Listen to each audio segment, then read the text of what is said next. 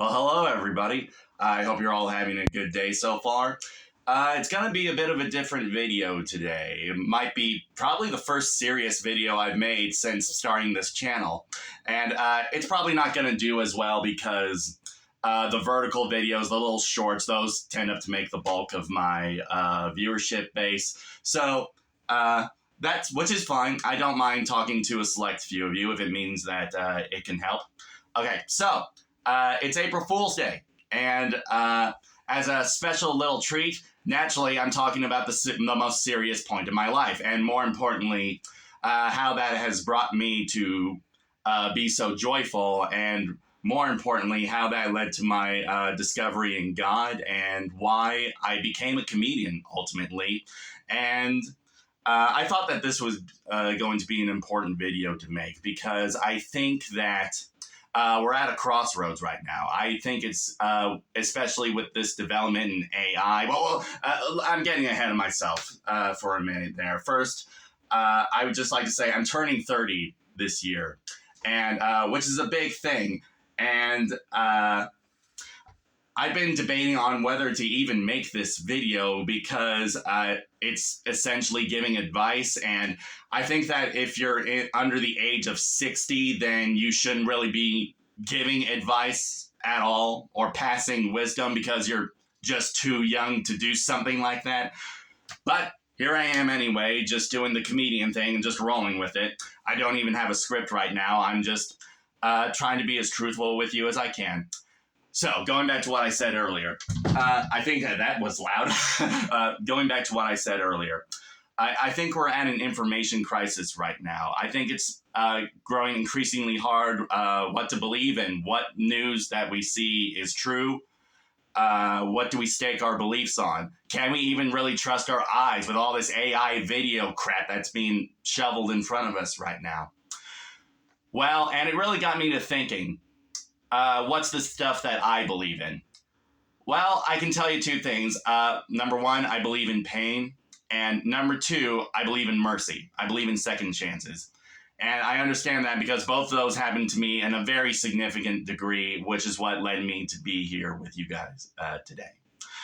So I would just like to start out by saying, and going back to what I said earlier, I don't really like giving philosophy because I don't feel like I'm in a position to give advice to people, but I do consider myself a connoisseur, as you were, of pain, because I think that's what comedy is. It's pain, or it's a way to channel pain, because think about it. Think about what comedy is. It's essentially these sad people, these really sort of jaded people, and I'm getting a call right now, but I'm choosing to ignore it. But and it's all these people making these very jaded remarks, but even though they're making them, you still somehow feel all right. Like, just to borrow a quick joke real quick, it's there's this kid who's a paraplegic or quadriplegic. He has no arms and legs, and his friends are knocking on the door. They want him to come out, and his friends want him to come out and play baseball.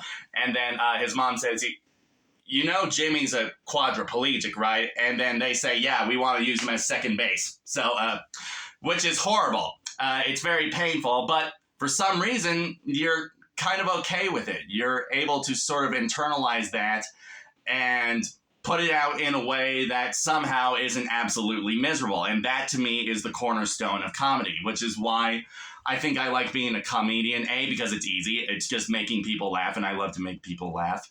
But, and B, it gives a healthy outlet for me to sort of express the pain without being a complete sad sack, because a lot of comedians, sadly, are really sad sacks, and I didn't want that to be the same road I went down. All right, so this video is already being longer than I thought, but I'm getting to the point right now. And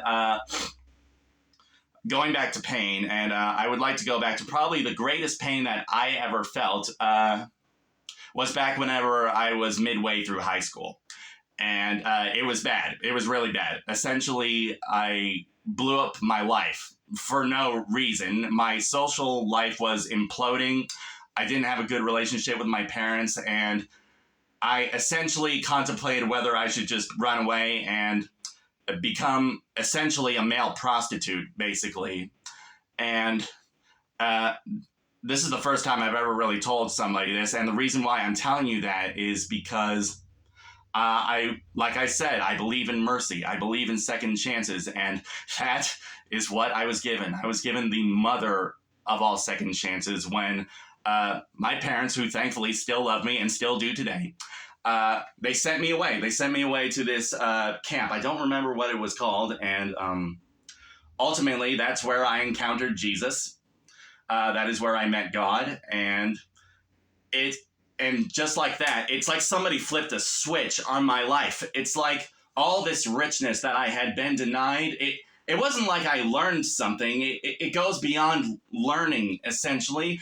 Like I said, it was like somebody flipped a switch and then bam, I was just a completely different person. It's something that had to truly be experienced in order to properly convey that.